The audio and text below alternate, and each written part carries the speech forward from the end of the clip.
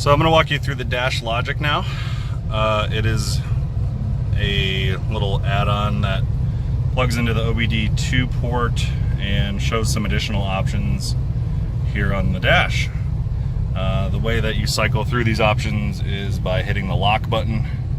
I can also open and close the exhaust with the mirror button. So that just opened up the exhaust. I can put it on normal, which will open up after I think 3,000 RPMs like stock. And there's actually quiet mode, which will keep the exhaust closed no matter what RPM you're at. So I'm just going to put it back to normal for now.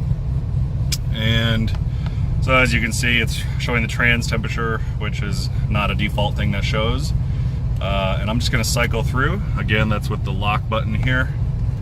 And I've programmed a couple different basically there's 4 different pages, so I'll change it here. So these are pretty self-explanatory.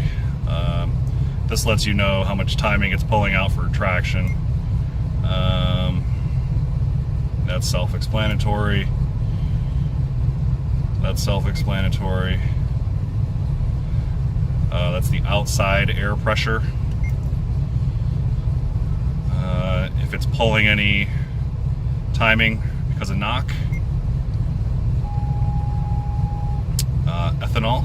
My low tire pressure just came on.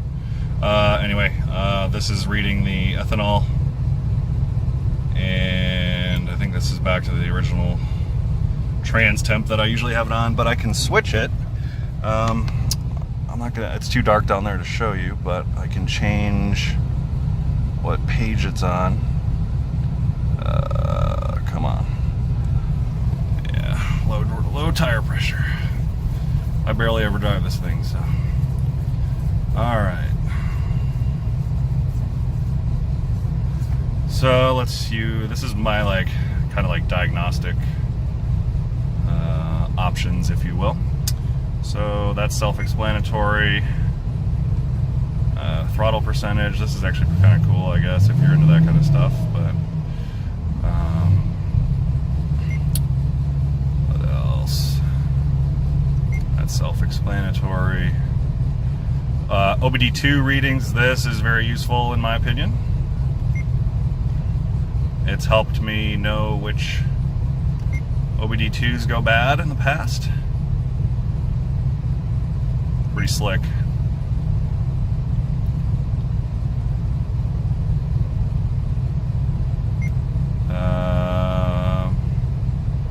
Loop status. Yeah, I like this. That's really cool if you're trying to diagnose issues.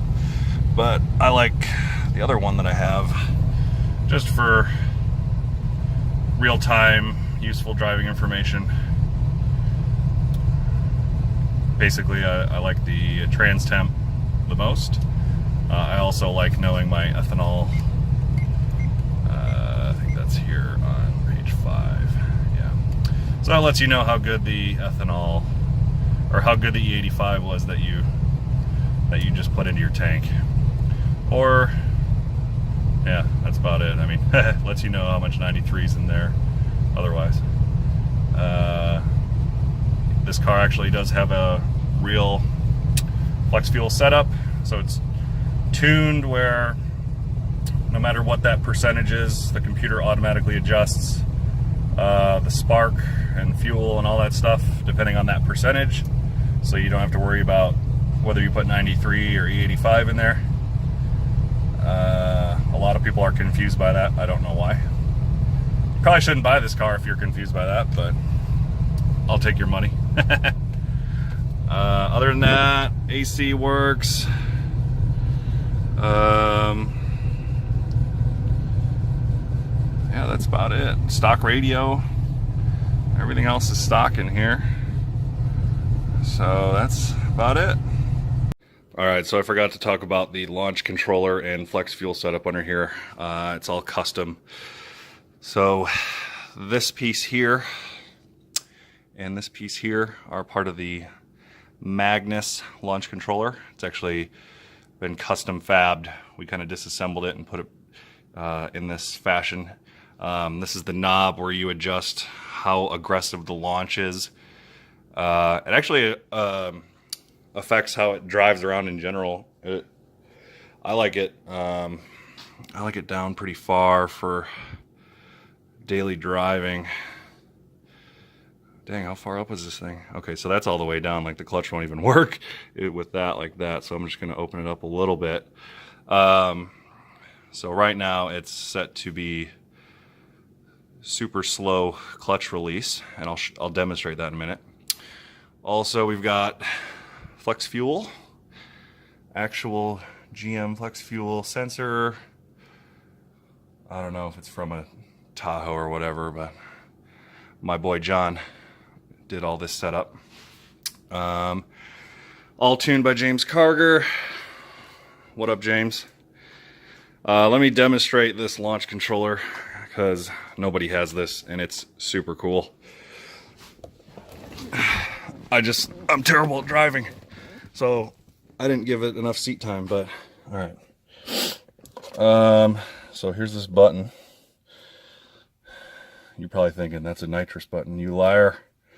No, it's my launch controller. So the way this works is, I'm going to use my other foot just so you can see.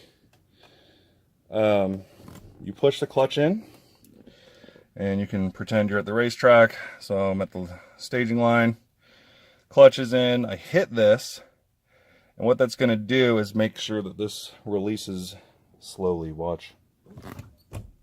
So that came up real slow versus without it engaged. And well, it's even kind of slow right now because I've got that knob turned down so far, but you can hear it click. Look at how slow that comes up. So anyway, super cool. I don't know of any other Z06s that have that. So I didn't give enough seat time to really get it down, but man, this thing rips when you do that. The car really needs a 15-inch wheel and a bias ply and if you did that with this launch controller, whoa. So pretty cool stuff.